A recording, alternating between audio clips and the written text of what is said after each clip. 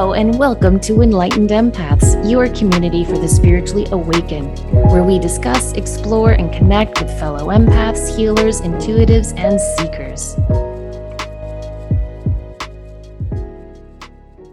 Hello, empaths. Today we're going to be talking about oracle cards, how to choose them, how to do readings with them, and how to use them to enhance your intuition. I'm a huge fan of oracle decks, and I think you are too, right, Denise?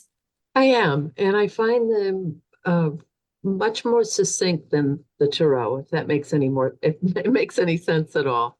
In that I can go in with one specific question, get a very clear, okay, this is the answer, and not overthink it. It's much different dynamic to me than reading the tarot.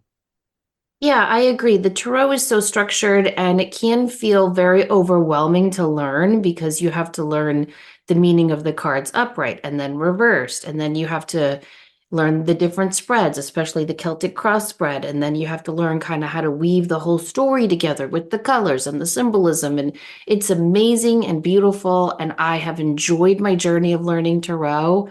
But there's a beauty and an ease to the oracle decks as well. And we wanted to focus on that today because as empaths, I think it's often difficult to be intuitive for ourselves because our emotions get in the way. And it's nice to have some tools in the toolbox that you can turn to when you need to access your intuition. And I think the beautiful thing about oracle decks is because there isn't this whole rich history and respect of the cards and what they mean. And oh, I have to consult the book and I have to remember what my tarot teacher said to me about this card and this one reversed. You can put all of that aside with oracle cards, and it really gives your intuition free reign. Yes, and I think even if you read the cards intuitively, the tarot cards intuitively, then there's more freedom and autonomy to the oracle decks. And plus there are just so many that you can, if you have a certain author or a certain artist or a certain illustrator that really, really resonates with you, there's an oracle deck for everyone. That is so true. Yeah. And I think you have to spend some time in a metaphysical store and really look at the different decks and see which one resonates with you. You can also go to YouTube if you find a deck online, for example. You can go to YouTube and type in the name of that deck and then unboxing, and someone will have a video up there of them going through each and every card because I think it's important to really like the pictures on the card and the words underneath. I agree. I agree. And some really resonate with you. I have certain oracle decks that I've had for years and years and years, and they pick up your energy. You become really attuned to them, very similar to any deck that you're going to work with on a consistent basis. Yeah, and I have some that I use just for myself. I have some that I use when I'm doing readings. I have some that I turn to for meditation or creative inspiration. And it's fun. I have them all in a really, really giant big basket. And it's fun sometimes just to kind of sift through them and pull a deck that I haven't worked with in a while. Now, I think it's important to shuffle the deck the same way every time and cut the deck the same way every time. And I don't know, I just feel like having that consistency gives spirit, your guides, however you want to term it, kind of a heads up like, oh, she's going to ask a question about this and she's going to shuffle it this many times and cut it 3 times. So we need to put the card she needs in this order. I know that doesn't make sense scientifically, but that's how I think it works.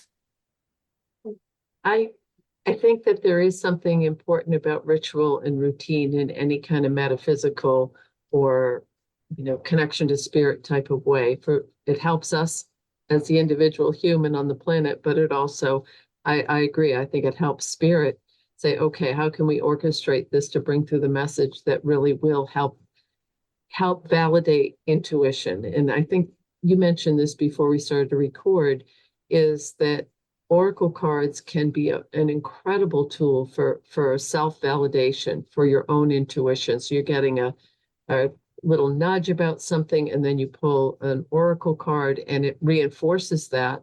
That's a great way to build more confidence with yourself and what you're bringing through intuitively as well. I agree. And I think it's important to kind of set the scene when you're going to consult an oracle deck.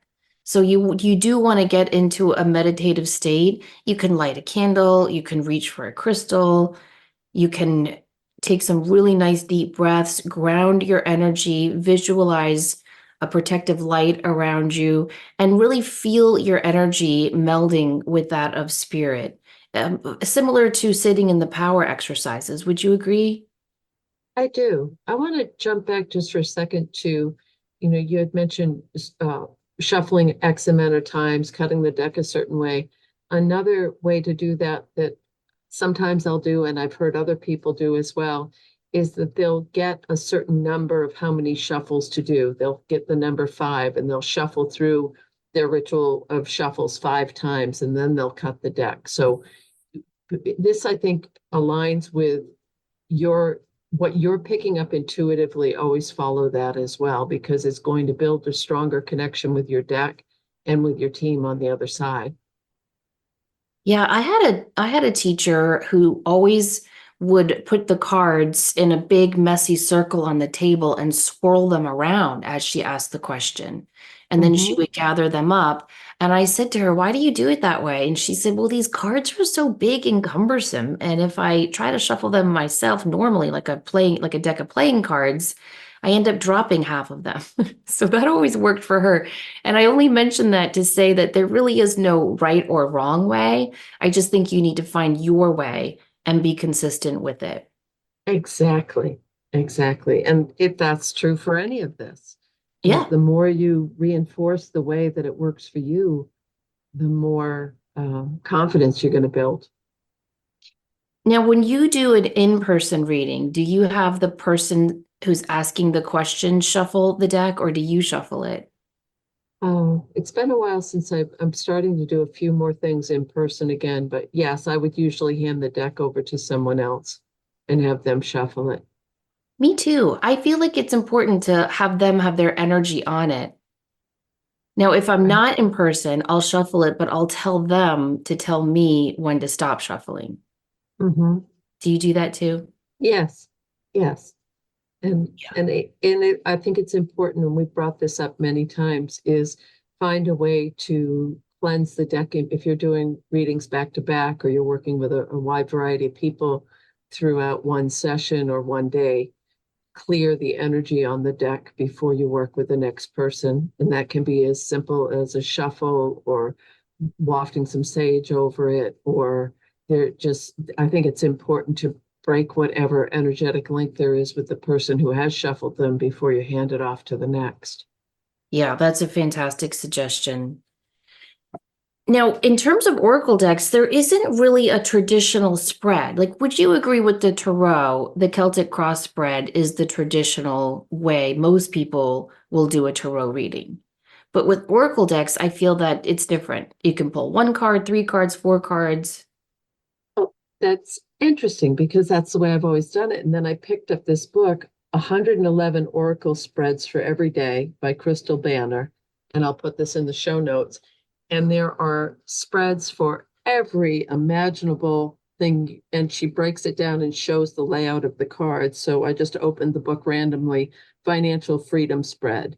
And the card 1 would be your current financial situation. Card 2, financial challenges. Card 3, actions that will improve finances. 4, mindset shifts that are needed. And 5, the result of your actions.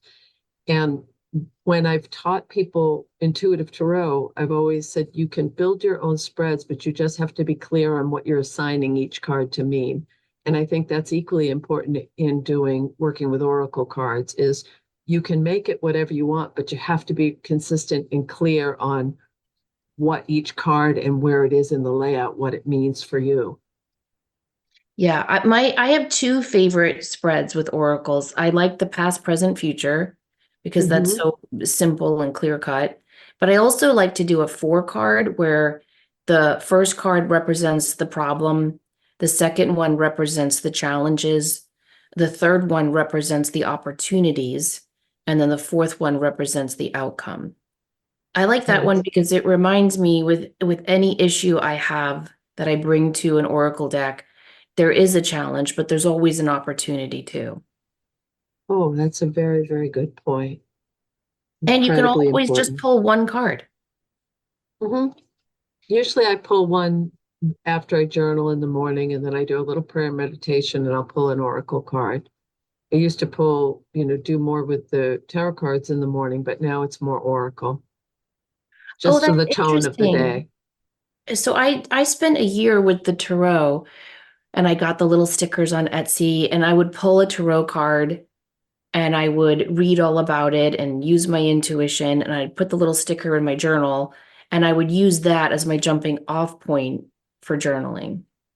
But Oh, I like the idea of doing it after you journal too. That's a great idea. I think finding what works best for you is the key, don't you? Yeah, I do. Now, what about questions? What kinds of questions should we ask? Because I don't think yes and no questions work very well with most tarot or oracle decks. I think timing questions can also be a little tricky. I agree. And I think you you want, well, maybe I'm right. I find depending on the oracle deck, sometimes the that comes through may not be quite as specific, but more of an overriding. Sometimes it's crystal clear, oh, boom, bam, there's your answer. But other times it feels like it's a little more uh, inclusive of the whole energy around a situation rather than a specific outcome. Or maybe I'm just not asking the right questions.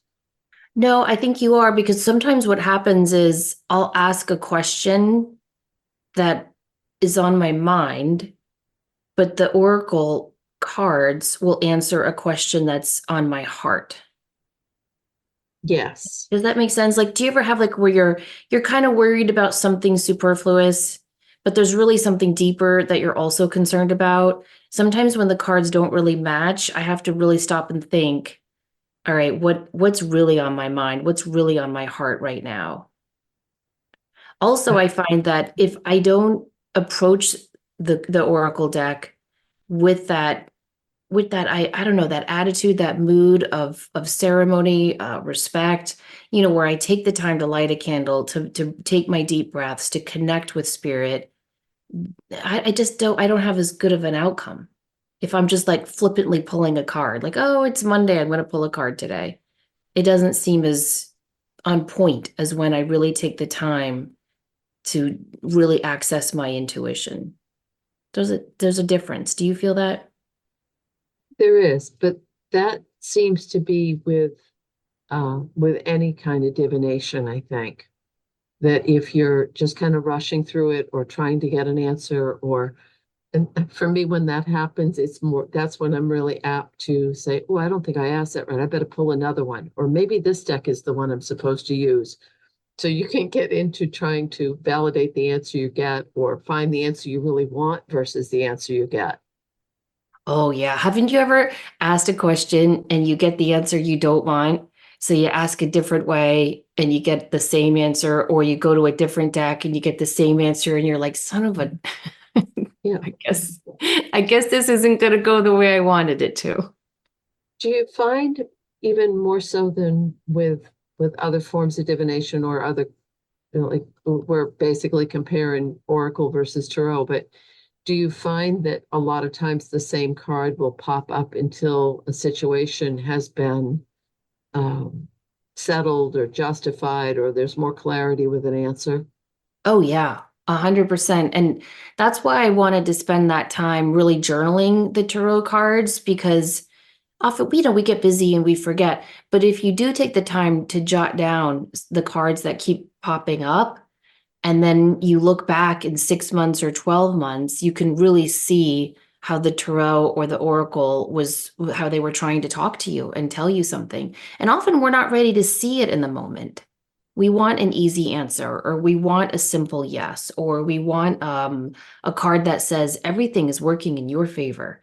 But that's not the way life always works. But upon reflection, you can see it, and it's almost mystical. I mean, that's why even Carl Jung studied decks because he was so fascinated by the synchronicity that kept appearing in the cards that would show up again and again. Personal experience, the more I work with a deck, the more in tune it becomes with my energy and the more clarity comes through with the cards that I pull. And I've seen that over and over and over and over again. And it's almost silly sometimes with how accurate the cards can be. And Yeah, maybe it's just because it aligns. I don't know. there's something to that. I loved Rosemary Ellen Guiley. She passed away, unfortunately, but if no one's heard of her, check her out. Her books are phenomenal.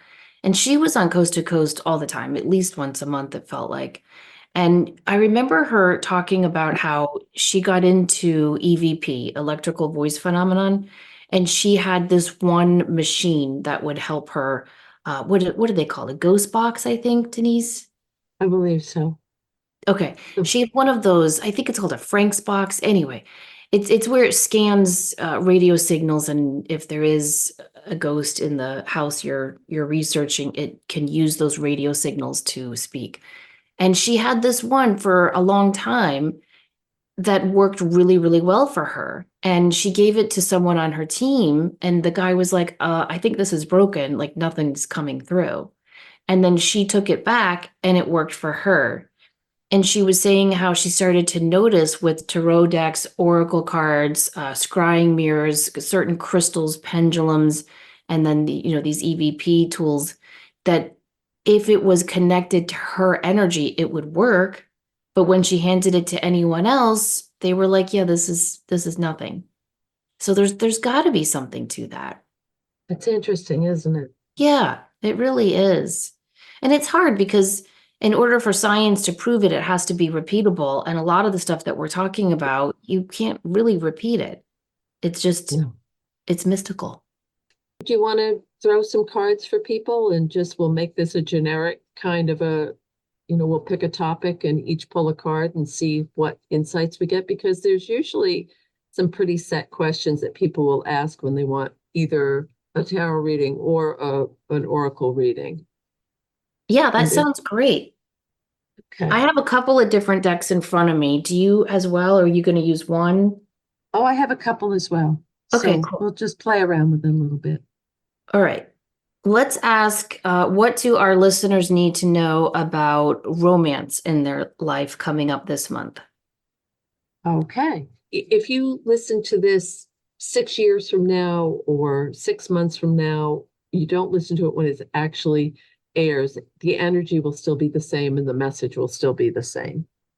Okay, I'm going to pull a card from the Rose Oracle by Rebecca Campbell. I think you gave me this deck. I may have. I think you did. It's a really, really pretty deck, and I do like it because the answers seem to be pretty on point. All right, so I'm shuffling. Do you want to tell me when to stop? Sure. Stop. Okay. Oh, look at this. The card I pulled is the Sacred Union, beloved Oh, within inner and outer relationships. Well, that's pretty on point, isn't it? certainly is. Okay. Um, And I will read what it says about it. Um, the only thing I don't like about this deck is the cards aren't numbered. It's very hard to like flip through the book and find out what it means. Okay, it says relationships are how we grow. They cradle and stretch us through connection and division, love and hurt, compassion and separation. They invite us to return again and again to the most important relationship we'll ever have, the one with ourself. Ancient mystery teachings whisper secrets of sacred unions. Every relationship can be seen as an invitation to deeper connection with the beloved within, even our most challenging relationships. The sacred union isn't just between you and another, it's returning to yourself. And when we return to ourselves, we also return to humanity as a whole. Maybe you're being invited to grow through relationships. Perhaps you feel like you're being tested or stretched, or find yourself longing for something external. This is an invitation to deepen the connection within, to embrace yourself fully and treat yourself like the most precious person on the planet. The more embraced you feel, the easier it is to embrace others. And then it ends with a question: how can you embrace yourself more? I think that follows up beautifully on the self-love program that we did, the episode that we did on self-love and really concentrating on yourself so that you have enough to give someone else in a union. Yeah, I do too. Okay, what deck are you going to use? I'm going to use the Sacred Destiny Oracle by Denise Linn. So I have a bunch of decks all over the place. And I just thought, okay, which one should I use? And that's the one that grabbed my eye. So I will shuffle. And I do think it's important. At first I thought, is this really the deck for something about romance? But so many people they'll meet someone and say, I know this is destiny, or I know this person, we have a contract, or I knew he, she, they right from the start. So let me know when to stop. Stop. Oh, security is the card that came up. And the picture, a lot of my decks have a nature component. I know there's a big surprise there, but it's a firelit cave, and it says, in ancient times, our forebears took refuge in caves. It was there that they could seek shelter from the weather and be protected from predators and enemies. The cave offered a safe place to prepare food, sleep, heal, and build community. Caves were also the places where sacred spiritual ceremonies occurred, evidenced by cave drawings and altars that have been built along the ledges. Symbolically, caves often represented a secret pathway to the underworld, the divine womb of Mother Earth, and the Sacred Heart. Also, caves can be energy portals for shamans or other spiritual explorers. But the meaning of the card is you're safe and protected. No matter what's occurring in your life, you're in safe hands. Those in the realm of spirit are watching over you. You can relax and let go. Once you've taken measures to protect yourself and those you love, such as making sure everyone has their seatbelt on in the car, making sure your insurance is paid, or replacing the filter on your heating unit, then let go. If you've been vigilant lately, take a break, relax, know all is well. You can turn it all over to the Creator. And I think that does make sense, because a huge part of being able to start into any kind of romantic situation or union is feeling secure and safe enough to do so. That's beautiful. Yeah. And so I think the message for that question for both of our Oracle decks is to work on self-care and self-love and feeling really secure within yourself before you reach out to expand and embrace more love. I love that they both supported the same direction, don't you? Me too. For our next one, how about if we ask highest and best insight, information, validation about the energy around career, jobs, employment, finances? Okay. I am going to use a deck I love called Return of Spirit by Cheryl Lee Harnish. And it has fractal images on it that she would then use to meditate and get what the message of the card was. And this deck is always pretty accurate for me. So I'm shuffling with that question, and you tell me when to stop, and then I will cut and pull a card. Stop. Okay. Oh my gosh. All right. I pulled the intuition card. That's a little bit on point. All Very right. much And so. her message says, there is a focus now on your intuitive and clairvoyant abilities. This card signifies an amplification of this functioning. You may find yourself feeling more tapped into the cosmic energy field. This can include sudden channeling of information from celestial beings, an increase in predictive dreams, or sensing information from objects or your surroundings. Stay open to this flow. It is happening to you for a reason. You are being attuned with higher ascension energies, which are affecting the planet at this time. And yes, this will be a permanent enhancement. So don't be concerned if you suddenly feel like a peeping Tom when you start receiving information about the people around you. These gifts are intended to work this way. It is part of the awareness, which the rest of humanity will experience when they are ready to move into this higher frequency field. But for now, just relax as you adjust to it. The intuition card also comes to those whose intuitive gifts are strong but undeveloped. It's important for you to trust that you are indeed intuitive, and this is an important part of who you are. Be open to learning about your intuition and how it works. Take classes, read information on it, speak to those you know who are actively using their gift. You may be very surprised by how easily and naturally your intuition blossoms for you. The main thing is to trust the process of what is happening for you. Trust the information you receive. The more you acknowledge and focus on your intuition, the stronger it will be. It will become clear soon just how to use your gift in service.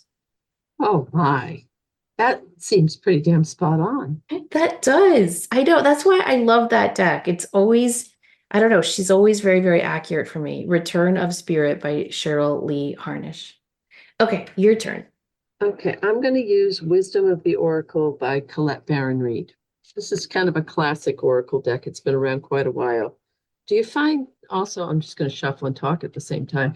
Do you find that you're drawn to certain decks for a period of time and then they get a rest and you shift your energies Yes. towards another? Me too. Yes, I can be fickle. There's a couple that I keep for a long, long time, and then others. Okay, stop. Okay, let me cut. So this is about career, and it's the Collette Baron-Reid.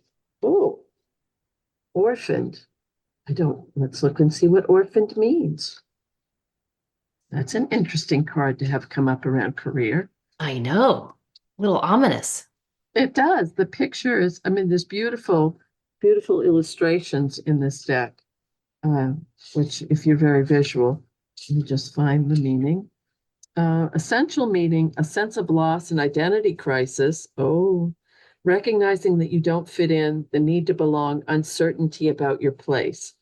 And the Oracle's messages, we're all meant to have connections with other people, with our family, society, and the larger culture. No man is an island, and it's important to recognize that being a part of rather than separate from is essential to your well-being.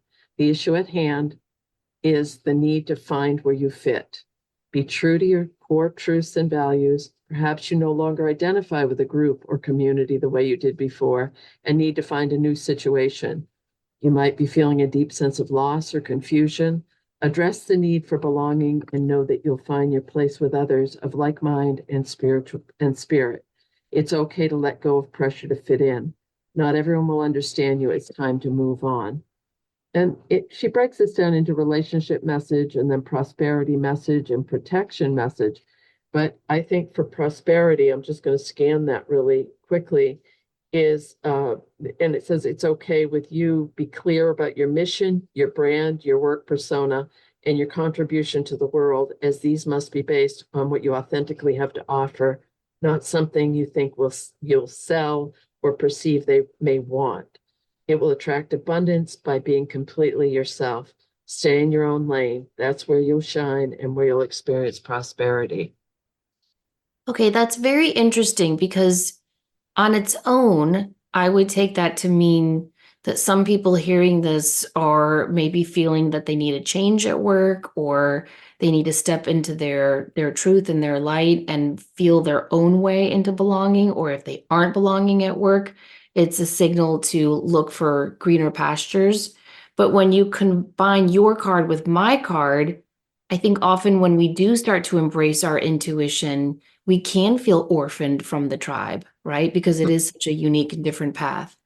So it's interesting that you can, or at least I feel like there's two different messages in those two cards, but when you put them together, it's a third message. It is. And both have that underlying thread of be true to yourself, trust yourself, follow your heart, do it but and not, we're not advocating for anyone to, kick it all to the curb and saying, I'm going to go after what I really want. But we're saying, go within and decide, how can I best be of service, or what gifts do I have to bring to the world that will really help, that will, for myself as well as whoever I'm in contact with. I love But the that. need for community is so strong right now. Yeah, I agree. Okay, what should our third question be? I'm thinking about the biggies are usually love and romance, and then it's about career, money, finances. How about if we do one on physical health and wellness? Okay. All right. So we will ask a question about physical health and wellness. I'm going to use a deck I like by Radleigh Valentine called Angel Wisdom Tarot. Have you ever worked with that? I have, yes. Yeah, it's a very gentle oracle deck and really, really beautiful pictures on it as well. Okay, tell me when you think I should stop shuffling. Um, Stop. Okay. All right. We have the dreamer. It says a new start, trust yourself, push your fears aside, and take a leap of faith. So this is similar, I think, to the Fool card, which is about a new beginning. But it says ready, set, go. This is the beginning, a new beginning for you. It's a card of faith. It represents the moment when something new is born. It might be a new life where you begin a relationship, launch a different career, or have a spiritual awakening that changes the way you see the world. The energy of this card requires that you believe in yourself, that you believe in the divine's love for you and its desire that you find joy. It asks that you let go of anything that might hold you back from following your passion. So this card is about leaps of faith, new beginnings, exciting opportunities, being your unique self. That goes with the other two cards too, doesn't it? It really does. But I feel like if it's a health question, it could be about trying something new, joining a gym, taking a different class, maybe working with a new provider that can help you with some healthier ways of embarking in your daily life. It's all I good. think it is all good. And it is about, well, look, what it felt like part of what you're saying was to get really clear with yourself on what you want your journey of health and wellness to look like. And that you have to really go within, trust your intuition, and reach out for help if it's needed. Yeah. Uh, Okay, your I'm, turn. I'm vacillating between the Priestess of Light Oracle by Sandra Ann Taylor and another one of her decks, which is the Energy Oracle cards. Do either one feel right to you? Do the energy oracle cards for a health question. Okay. And this is Sandra Ann Taylor. Let's see. So, health and wellness. Anyone who's listening that has any questions about the energy around their health and wellness. Okay, stop. The cut. All right, this one's reversed and it's second chakra, Archangel Ariel. So let's see what it says, because this does have in this little book. And don't you find you're more apt to use the book for oracle cards rather than tarot cards? Yes. Okay, so reversed with this card, the card itself is about intimacy and creativity. And when it's reversed, which it was, when this card is reversed, you may find that your creativity is being blocked. If this is the case, you might need to take more risks and open up to new and different ideas. Go inward to find the feelings that may be causing this blockage. Call upon Ariel to help you release old fears and self-limitations. Affirm that you're open to Spirit's love and creative inspiration. This card reverse can also signal problems with intimacies of all kinds, issues of sexual intimacy in particular. Visualize Ariel spinning a beautiful light in your second chakra, calming and healing the energy there. Know that real closeness can be brought safe and comfortable for you, and that you deserve a depth of sharing in your relationships. And the affirmation is my second chakra is open to its perfect, healthy state. I'm creative and self-nurturing, more and more comfortable with the gentle waves of intimacy coming my way. And I don't know how well this aligns with health and wellness, but Could I add my 2 cents? please. The second chakra is all about body image, health. It's all about digestion. It's about passion. It's all that physical stuff, but it's also, think about where the second chakra is. It's very, very close to where the womb is. So it's often about giving birth to something in your life. And I feel like all the cards we've pulled are telling listeners it's time to really go within and love yourself and heal some old stuff so that you can open your heart to new love and new opportunities, new work, and new ways of looking at your health. I love that you brought that meaning into it, because then it makes it spot on as Yeah. far as that second chakra work. And the fact is, if you do have any blockages there, and that may be as simple as doing a meditation for yourself and clearing that out, get everybody spinning again, right? Yes, exactly. And think about it. It always helps me to put crystals with the chakras. So if the second chakra is orange, you're going to look at orange kyanite, orange calcite, sunstone. I also like to use garnet for the first or second chakra too, but all of those stones are about passion and joy. And so if you do want to have health in your life, there has to be a passion for living your life. Oh, love that. And Right. there's new energies coming in July. This episode will air right after. There's a pretty powerful new moon in Gemini in early July. So this will be a little bit past that, but this shift is happening. There are new opportunities coming in. So maybe aligning with these new energies coming in with making some new choices about your health and wellness could be really, really productive and proactive right now. Beautifully said. Let's wrap up by just asking a general question of what will each listener's personal life look like for the remainder of the year?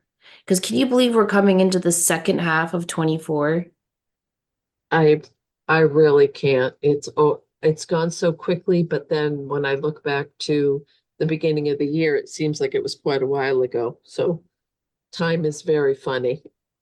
I know. All right, I'm going to go back to my return of spirit cards and ask that question. Just a card that will represent the last 6 months of the year for us all. So go ahead, tell me when you feel that I should stop shuffling and cut the deck. Stop. Okay. Oh, that's funny. I got the Return of Spirit card. So it's the card that's on the cover of the whole book. And it says, "You have come a long way in your journey. No, it hasn't been easy, but you've made it through. Acknowledge for just a moment the strength and courage that you have discovered within. See how much you've grown over this time, slowly blossoming into who you are today. This is a card of triumph, heartfelt connection, and mastery. Hold your head high and feel proud of who you are. Your guides and angels are certainly proud of you. Your hard work and determination over this lifetime has brought you here today. This is the light at the end of the tunnel. And although your journey is far from over, you've come much farther than most. Drawing this card signifies a renewal of the heart, mind, and spirit. Your connection to Source is stronger now than it has ever been. Trust in it, flow in it, and shine in it. Your beautiful heart is open to both giving and receiving the messages from the heavens. Your time has come, and it is now. This is a time of manifesting your highest will. It's a time of truly stepping into your path with confidence in what you are here to do and how you are here to do it. It's a time of hopes, wishes, and dreams coming true. Now you can experience empowerment, deep, heartfelt connections, and a feeling that all is right in your world because you have done the work and you deserve it. This is your sacred return to spirit. Wow. That's pretty on point, right? Yes, and it's beautiful. It really is. And just to show like how these cards are, like the other cards I could have pulled, feline, I don't even know what that means.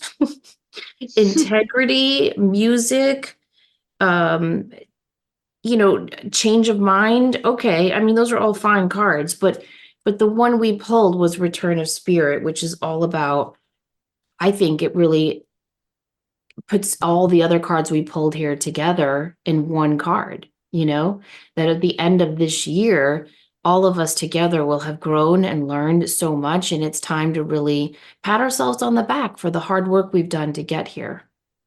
Very, very well said, and also so important right now. So Yeah.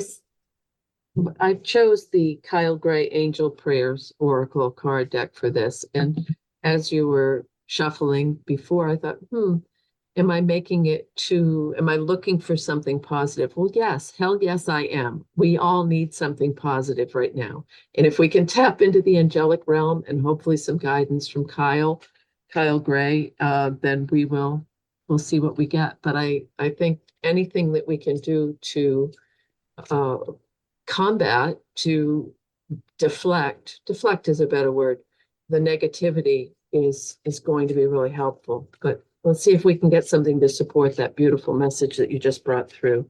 And again, this is Angel Prayers from Kyle Gray. Okay, stop So shuffling. Okay, and we'll cut.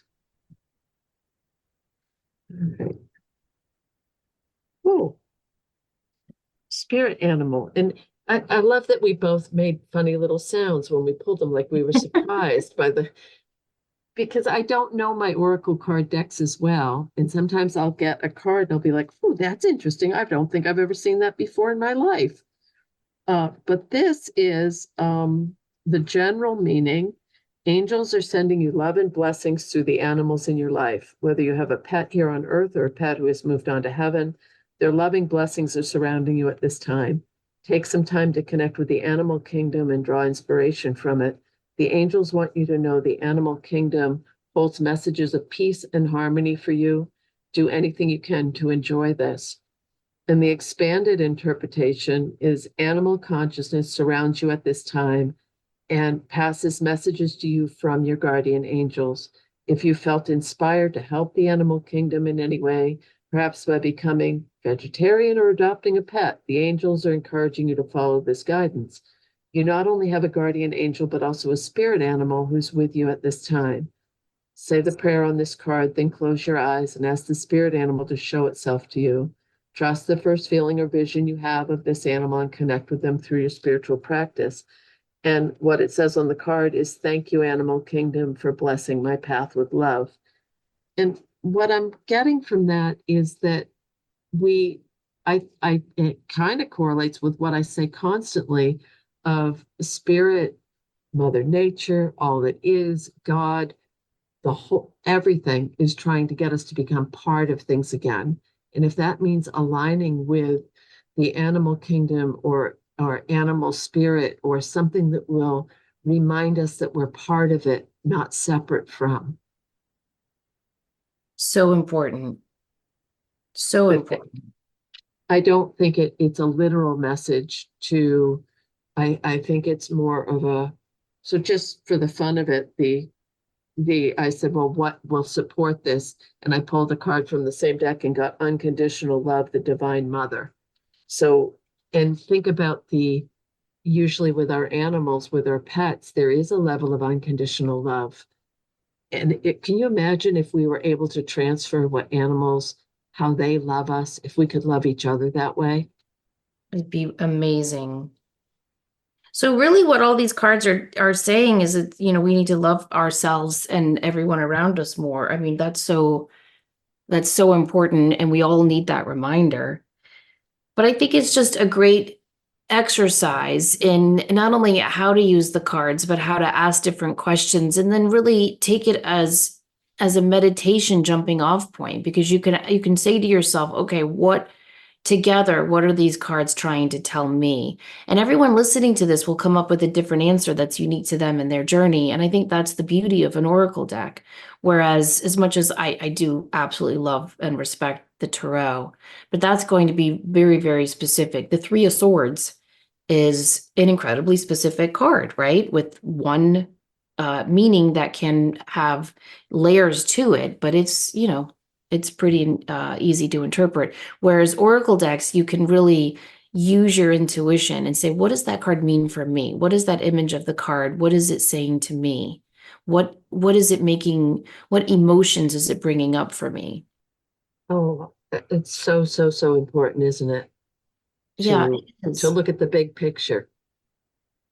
Yeah, to look at the big picture and to give ourselves time in our day to go within, because I think so many of us are on that hamster wheel and we're just kind of running and going and doing and checking off our to-do list. But working with Oracle cards gives us that sacred space in our own day where we can tune out all the noise and tune in and really try to get in touch with what we are trying to tell ourselves and what maybe our team on the other side is trying to communicate to us as well. I want to add as well is there's, as with any type of divination, especially if you're using cards or a pendulum, always keep in the back of your mind that, okay, this is the energy around me here and now. It's not definitive of. And right now we had beautiful, beautiful messages come through, which I do think that's wonderful, but it's not You don't allow, if anything that we said, it reinforced your sense of self, your intuition. I feel that's the best way to use oracle cards, is as a supplement to, as a tool for, not just as a end all be all message. Definitely. That's a fantastic reminder. And I think when you're done with the cards, you should always say thank you I and agree. kind of close out the session. I don't think you should just put them down and go back to making dinner. You know? I'm a big fan of saying thank you. Yeah, say thank you and then take those messages into your day, carry them with you.